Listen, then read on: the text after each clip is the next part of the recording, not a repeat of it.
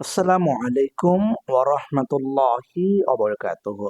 সম্মানিত আমার ছোট্ট বন্ধুরা, আশা করি তোমরা সকলেই ভালো আছো। আজকে আমরা আলোচনা করব তোমাদের ২৬ সালে যে নতুন ইংরেজি বই দেবে, তোমাদের বই থেকে আমরা অগ্রিম মানে আগে থেকে তোমাদের জন্য কিছু প্র্যাকটিস তৈরি করেছি, আর এই প্র্যাকটিসগুলো ক্লাসের মাধ্যমে তোমাদের বোঝানোর জন্য চেষ্টা করতেছি। আজকে আমরা তার ধারাবাহিকতায় বা আমরা যেটা আলোচনা করছিলাম সেটা হচ্ছে কারেক্ট ফর্ম অফ ভার্বস। এখান থেকে আজকে আমরা প্রথম অধ্যায় থেকে পঞ্চম নাম্বার ক্লাসটি তোমাদের সামনে উপস্থাপন করার জন্য প্রস্তুতি গ্রহণ করছে। আমি আশা করব তোমরা এই ক্লাসগুলো যদি ভালো করে করো, তাহলে তোমাদের পরীক্ষায় এটা নিয়ে কোনো ঝামেলায় পড়তে হবে না। এটি হচ্ছে ইউনিট 1। আমাদের ইউনিট 1 এর নাম হচ্ছে এট দ্য লাইব্রেরি। ঠিক আছে? আমরা এখন ইউনিট 1 থেকে ধারাবাহিক প্রায় 5টি ক্লাস করেছি। আমরা পরবর্তীতে ইউনিট 2 তে চলে যাব। মানে আমরা 1 নাম্বার ইউনিট থেকে 5টি ক্লাস রেডি করে আছে। আচ্ছা, এখানে আমরা দেখে নেব যে 5টি মানে প্রত্যেকটি প্র্যাকটিসে 5টা করে বাক্য, 10টা করে বাক্য হলে 50টা বাক্য রেডি করে আছি একটা ইউনিট থেকে। সুতরাং অবহেলা করো না, ভালো করে পড়ো। তো প্রথমত আমরা দেখতে পাচ্ছি এখানে এ আছে। এ প্রথমত সাবজেক্ট হচ্ছে ওমর। ওমর হচ্ছে আপনার থার্ড পারসন সিঙ্গুলার বা একটি নাম, এই জন্য থার্ড পারসন সিঙ্গুলার। এটা যদি থার্ড পারসন সিঙ্গুলার আছে, তাহলে আমরা এখানে যেটা শব্দ বসাবো, এই শব্দের সাথে আমাকে অবশ্যই এস বা ইএস যোগ করতে হবে। তার মানে Omar reads science fiction sometimes. ঠিক আছে? তার মানে এখানে সাবজেক্ট যদি থার্ড পারসন সিঙ্গুলার নাম্বার হয়, মূল ভার্বের শেষে তোমাদের এস বা ইএস যোগ করতে হবে। তো এখানে আমি এস যোগ করলাম। আচ্ছা, এরপর আমরা বি নাম্বার দেখব। বি নাম্বারে রিনা হচ্ছে থার্ড পারসন সিঙ্গুলার। ঠিক আছে? রিনা যেহেতু থার্ড পারসন সিঙ্গুলার, তাহলে আমরা এখানে যে শব্দ আছে লাইক, ঠিক আছে, এই লাইক শব্দটা আমরা যখন এইখানে বসাবো, অবশ্যই কি যোগ করব? একটা এস যোগ করব। কেননা যে যেহেতু সাবজেক্টটি থার্ড পারসন সিঙ্গুলার, রিনা থার্ড পারসন সিঙ্গুলার, এই জন্য। এরপর আমরা পরবর্তী সি নাম্বার দেখছি। সি নাম্বারে আমার এখানে একটা সাবজেক্ট আছে হি। হি হচ্ছে থার্ড পারসন সিঙ্গুলার। আচ্ছা, যেহেতু থার্ড পারসন সিঙ্গুলার আছে, আমাকে এই জায়গাতে যেটা ভার্ব বসাবো, এই ভার্বটা টু বি ভার্ব বসাতে হবে। আচ্ছা, বলো তো টু বি ভার্ব থেকে আমরা 5টা শব্দ পাই। একটা হচ্ছে am, is, are, was, were. মূল কয়টি শব্দ পাই? 5টি। যেহেতু he third person singular, present টেন্সে আমরা ইজ বসাবো। আর যদি এইখানে এই বাক্যের মধ্যে যদি আগে পড়ে কখনো অতীত নির্দেশক শব্দ থাকে, সেক্ষেত্রে আমরা ওয়াজ বসাবো।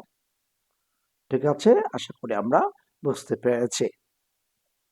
এরপর দেখব ডি নাম্বার। ডি নাম্বার বাক্যের মধ্যে আমরা দেখতে পাচ্ছি দ্য বুকস। ঠিক আছে? দ্য বুকস যেহেতু বলেছে, বুকস যেহেতু আছে, এটি প্লোরাল, মানে পুরো সাবজেক্টই প্লুরাল হয়ে গেল। তো সাবজেক্টই যখন প্লুরাল হবে বা সাবজেক্ট যখন প্লুরাল হয়, তখন তো আমরা কখনো ভার্বের সাথে এস বা ইএস যোগ করতে পারি না। ঠিক আছে?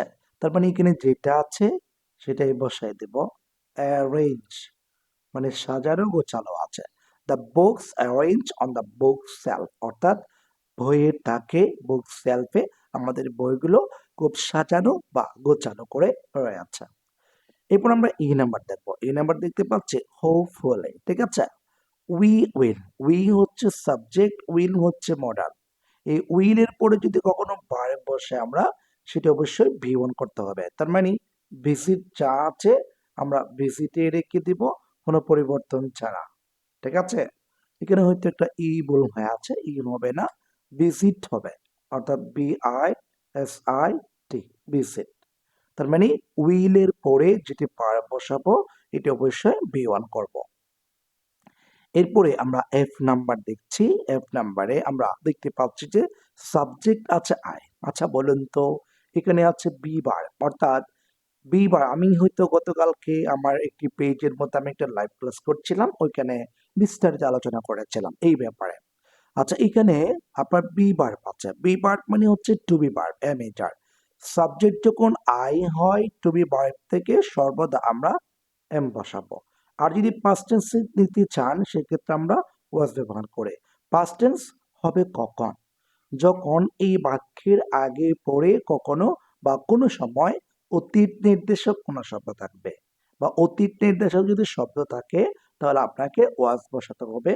আর যদি অতীত নির্দেশক কোনো শব্দ না থাকে সেক্ষেত্রে আপনাকে এম বসাতে হবে। তার মানে I am point of reading box. আশা করছি আমরা বুঝছি। আচ্ছা, এরপর আমরা যে নাম্বার দেখবো। যে নাম্বারে আমরা একটা দেখতে পাচ্ছি বাক্যের শুরুটা হয়েছে উই দেয়া। উই ইট ইজ সাবজেক্ট বাক্যের। এরপর এখানে গো আছে। আর এখানটা শুধু দেখতে পাচ্ছি ইয়েস্টারডে। ইয়েস্টারডে মর্নিং, গতকাল সকাল।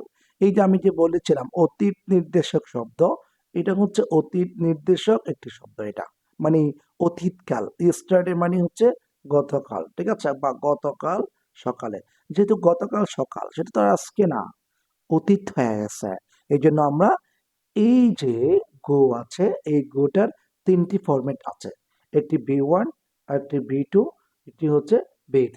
তার মানে এখানে আমরা যদি করতে চাই গো, এটি হচ্ছে বি1, আরেকটি হলো ওয়েন্ট বি2, আরেকটা হচ্ছে গন, এটা হচ্ছে বি3।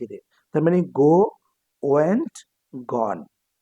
তা আমরা কি করব, এখানে যেহেতু ইস্টারে আছে আমরা এটিকে ওয়েন্ট বসাবো।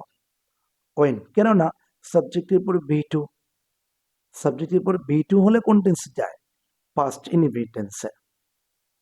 আশা করি আমরা বুঝতে পেরেছি। এরপর আমরা এইচ নাম্বার যাব। এইচ নাম্বার দেখা যাচ্ছে দিস বুক, এই বইটি ড্যাশ ভেরি ইন্টারেস্টিং। আমাদের এখানে একটা টু বি বার বসাতে বলছে। তো টু বি বারের ক্ষেত্রে আমরা কি বসাবো, আই বসাবো বা সরি ইজ বসাবো। মানে দিস ইজ বা this book is very interesting. আশা করি আমরা বুঝতে পারছি।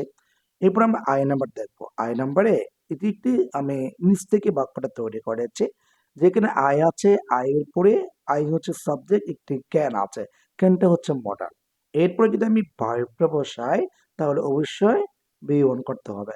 তার মানে প্রথমত সাবজেক্ট থাকবে, তারপরে থাকবে এম এ মানে মডার্ন, এরপরে আমরা বি ওয়ান করবো, তারপর অবজেক্ট দেব। সাবজেক্টের পরে যদি এম এ থাকে এরপরে বি ওয়ান হবে। এই জিনিসটি বোঝার জন্য মূলত আমি বাক্যটি এখানে সংযুক্ত করেছি।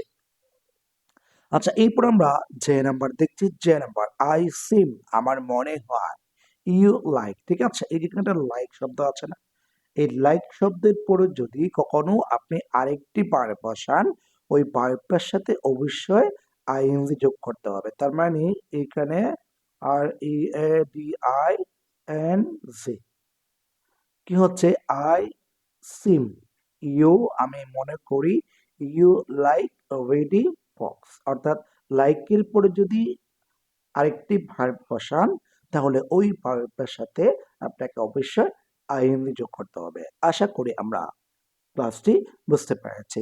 তো আমরা কি করব, এখানে প্রায় আমরা 5টি ক্লাস করেছি একটি অধ্যায় থেকে। প্রত্যেকটি ক্লাসে 10টি করে বাক্য যোগ করেছি, অর্থাৎ 5×10 = 50টি বাক্য আপনাদের একটি অধ্যায় থেকে কাইন্ড ফর্ম অফ ভার্বসের প্র্যাকটিস আকারে একেবারে ক্লাস সহ বুঝিয়ে দেওয়ার চেষ্টা করেছে।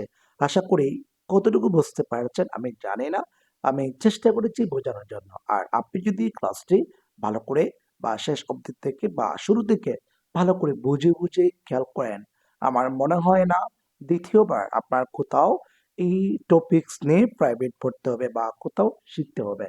আমি সেভাবে করে বোঝানোর চেষ্টা করছি।